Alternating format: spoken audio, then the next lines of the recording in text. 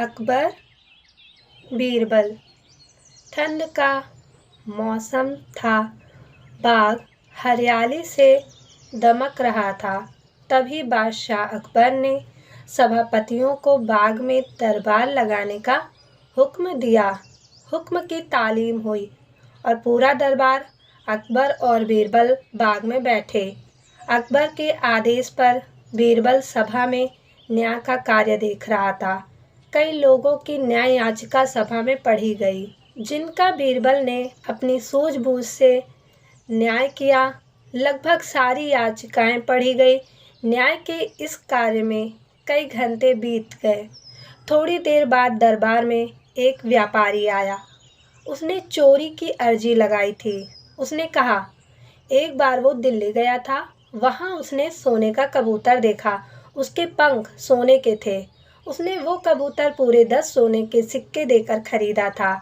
दिल्ली से आने के बाद उसने उस कबूतर को अपने घर में पिंजरे में रखा था और रोज़ सुबह और शाम उसे दाना डालता था।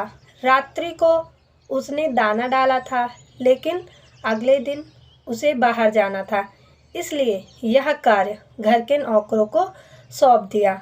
जब वह वापस आया तो कबूतर पिंजरे में नहीं था। अब उसे नौकरों पर शक है कि उन्होंने मेरे कबूतरों को मार दिया, पर उसके पास कोई सबूत नहीं है। व्यापारी के शक के आधार पर घर के नौकरों को दरबार में लाया गया। उसने कई सवाल पूछे, पर किसी ने कोई उत्तर नहीं दिया। समझना मुश्किल था कि कबूतर को किसने गायब किया।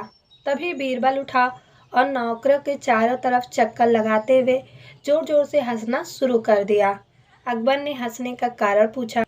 तब बीरबल हंसी रोकते हुए बोला, महाराज, चोर तो हम सबके सामने ही है। उसने जब कबूतर को पकड़ा तो कबूतर के पंख उसकी पीठ पर कमीज के ऊपर चिपक गए, जिसे वो हटाना भूल गया और दरबार में आ गया। बीरबल की बात सुनकर एक नौकर घबराया। उसने अपने हाथों को अपनी पीठ पर फेर कर जानने का प्रयास किया, क्या उसकी कमीज पर पंख है। ऐसे करते उसे बीरबल ने देख लिया और झट से उसे आगे कर चोर के रूप में दरबार में पेश किया। सबने उसकी कमीज देखी, जिस पर कोई पंख नहीं था।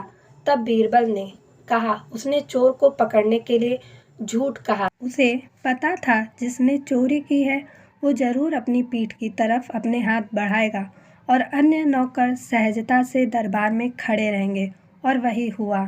इस तरह बीरबल ने सोने के कबूतर की चोरी का न्याय किया, जिसे देखकर फिर से अकबर ने बीरबल की तारीफ की और सभी दरबारियों का चेहरा उतर गया।